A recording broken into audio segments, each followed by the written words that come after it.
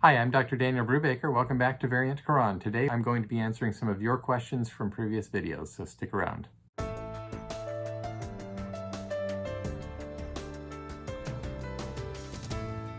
All right, so thank you very much. We're about 1 month, about a month and a half actually, into the starting of this channel. I'm very glad that you all are here. I'm so honored by the fact that so many people have been interested and subscribed. If you have not subscribed, please take a look below and do that so that you can get notifications. And also, if you're signed in, you need to hit the bell if you want to be notified. I've already been hearing from some people who are asking me why they're not getting notified every time I release a video. And if you're not getting notifications, it could be because you have not clicked your specific preference to get notifications. What I want to do today is actually not spend too much time. I'm not going to be going into any new material today. I am going to be answering some questions. So if you have asked questions, or if you're interested in seeing how I respond to some other people's questions, feel free to hang around and stick around until the end. I am going to be mentioning something that will be coming up in a couple of days.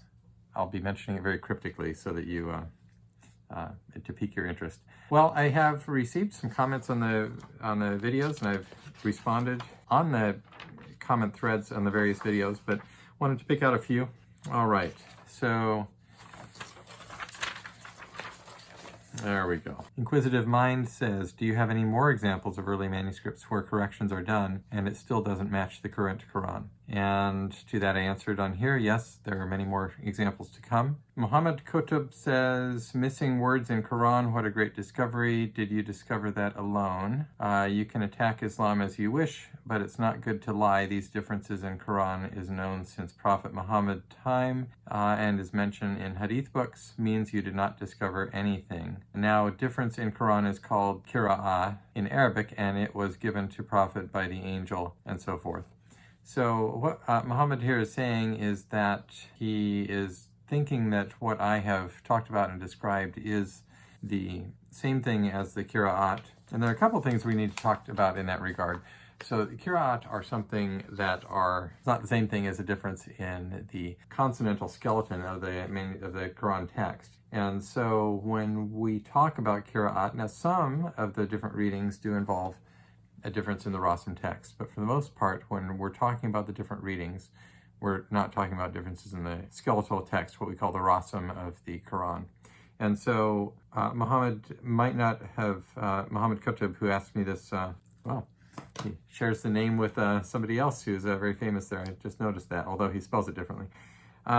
When we're talking about the sorts of things that I've shown you in corrections or variants so far, for the most part, these are not things that are reflected in the Qirāāt. Number one, that's the case. It's something different from the Qirāāt. The second thing that I want to say about that is that the Qirāāt, the whole tradition about the Qirāāt, the different readings, was something that came to be codified at a later time than most of these manuscripts were written. And so Shady Nasser has written about this. I'm going to show you one of his books here in a second. I didn't think to get it. Just a moment.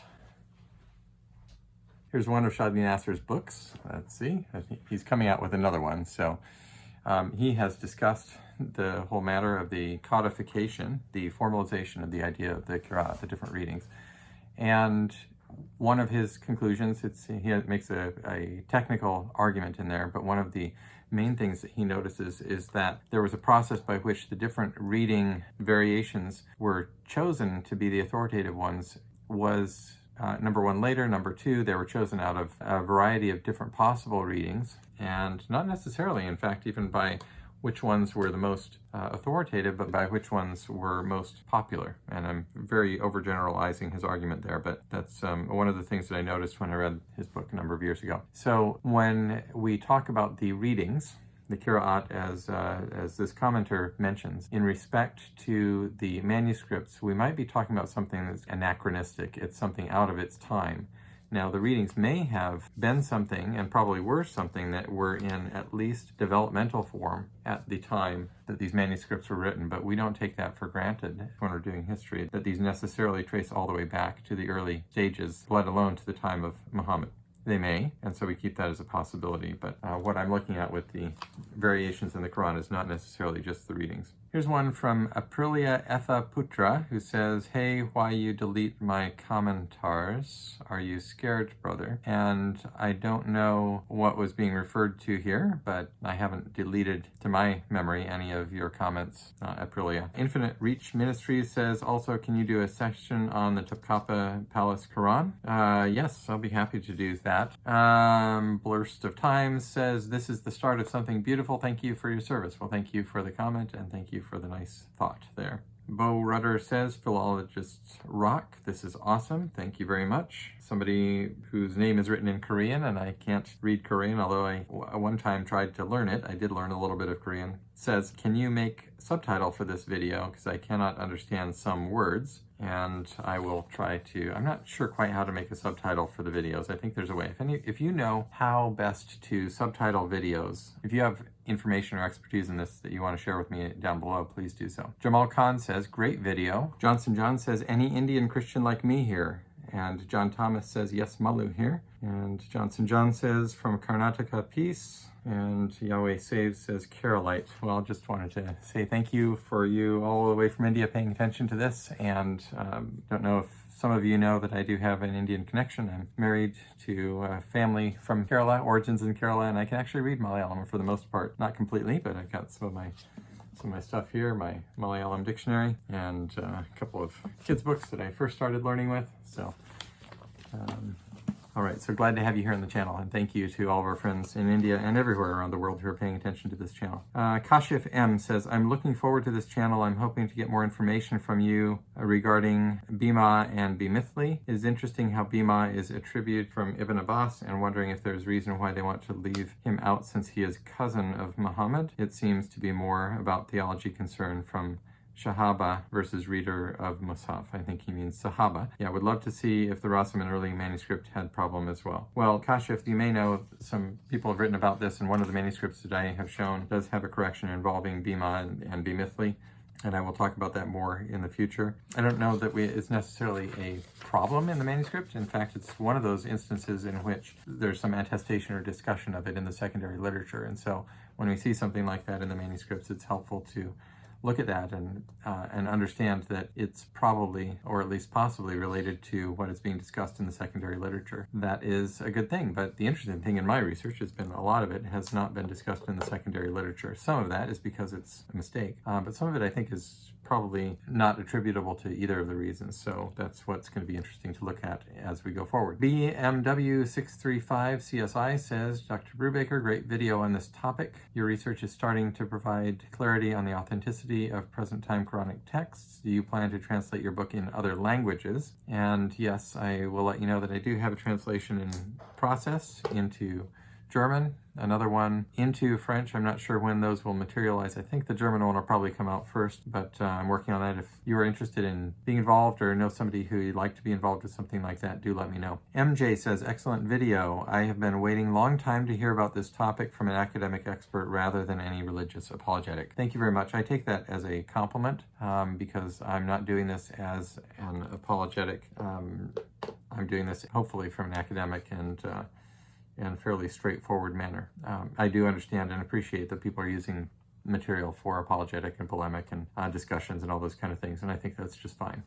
But thank you for recognizing the tone that I'm taking in these videos.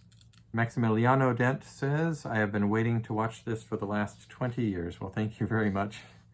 And how did you know I was coming 20 years ago when you started to wait to watch for this? But thank you so much. Enter Elohim says, video quality and sound quality is top-notch. Congratulations. Lighting have a warm feeling. Lovely. So thank you very much for that. Good comment on the quality of the video. Nabeel Younis says, this channel should have at least 1 billion subscribers. Well, thank you very much. That would be very fun to have 1 billion subscribers. Simpleton90 says, nice try, doctor, but you failed in your first opportunistic attempt in finding fault with the criterion. Unlike other religious books, the Quran was mainly preserved by mass memorization. And this is an interesting thing because what Simpleton90 is saying here is that there was an oral tradition that went all the way back to the time of Muhammad, and that this was the way that the Quran was transmitted through oral memory. In other words, Muhammad spoke the verses, they were memorized by those around him, and then they were collectively passed along orally, and that this was the prime way that they were passed along before eventually being written down, but that the written manuscripts only ever formed a secondary form of transmission, that there was primarily transmitted orally. Now, this is a theory. I just want to point that out. It's a theory. It is embraced as the true way that it was transmitted, and it may have been the way that it was transmitted. But what I am doing, I just want to make it clear with my work, is testing that to see if it makes sense when compared with the physical evidence. So we do have witnesses. We don't have any of the people alive today who were alive at the time that the Quran came into being who can tell us their testimony. We have some things that were written down that were related through what's called an isnad, a chain of transmitters. But even those things are things that, if my father told me that his father told him that his own father, his great-grandfather told him something, that may be true, but it may also not be true. We do, however, have some witnesses that go all the way back to the 7th century, for example, and those witnesses are called manuscripts. They were written down, and so they provide us with solid evidence of something. And so that's what I'm doing by looking at this. It could be the case, and by the way, the other thing I want to say about this is that I'm not looking to find fault with the criterion, or by the criterion he's referring to, he or she is referring to the Quran. I am attempting to do good history and to ask questions of it. Tatiana J answers that comment in a much more concise way than I just did by the statement, the faintest ink is more powerful than the strongest memory. And I think that's a very good point, is that memories can change over time, and there's something to be said for oral memory and oral transmission, because there are oral cultures that can have remarkable preservation of things in their oral memory. But that is a truism, that the faintest ink is more powerful than the strongest memory. Binlmad AlAteeqi says, debunked, and even much more on the way, and posts a link to some video there. So it's interesting to me that I've seen a number of people say something about debunking my work, I guess, or debunking the videos, and I don't know what there is to debunk, unless perhaps if I describe something in the manuscript that wasn't in the manuscript, or if the manuscript wasn't authentic or something like that. So if you would clarify to me what it is that you mean by being debunked, that would be interesting to me. Aside from that, I'm just pretty much describing what's in the manuscripts. All right, Nadeem Rehman says that at 1753, in this particular video on which he's commenting, the insertion of the word Allah, he does not tell the reader or viewer that without the insertion the verse is ungrammatical as it would read, and that is the knower of the unseen. The knower of the unseen is an adjective and needs a noun to describe. Hence the need for the word Allah as the noun. Without doubt, this is an error on the part of the scribe. All right, well, that is fair enough, but the point here, and this was a comment on my first video in which there were the insertion of words down further on the page. The reason I did not mention the circumstances of the Allah insertion on that particular video is that it wasn't particularly relevant to what I was talking about in that video. It wasn't my focus to talk about those other two corrections. My focus and point was to note that the manuscript was corrected 2 times earlier, and then it was left variant in another spot. So yes, that's a good point, and some of these Allah insertions are not grammatical without, and other types of insertions are not grammatical without what has been written in, and that helps us to understand what's going on with that particular insertion, but that was not the correction that I was discussing in this video as a focal point. All right, and the same commenter makes a comment, an academic review and refutation of Dan's conclusions, and he links, I believe, to Haitham Sidki's review of my small popular level book. And because this review came out last November, and I didn't initially answer it because I didn't think it necessarily needed an answer. It's got a number of, well, it does have some good points in it, but it also has a number of problems in the review, and I didn't consider it needing necessarily a quick answer. But since a lot of people have been sharing it around, I have begun to do an answer, and I will be putting forth an answer to it soon. So be on the lookout for that. All right, so that's what I have here with these few questions to answer your questions, and I hope that you will continue watching. And in a couple more days, as I said at the beginning, I intend to make a small announcement. Please continue to spread the word about this channel, pass around links to these videos, and as always, your comments and suggestions are appreciated. Thanks so much. Talk to you soon.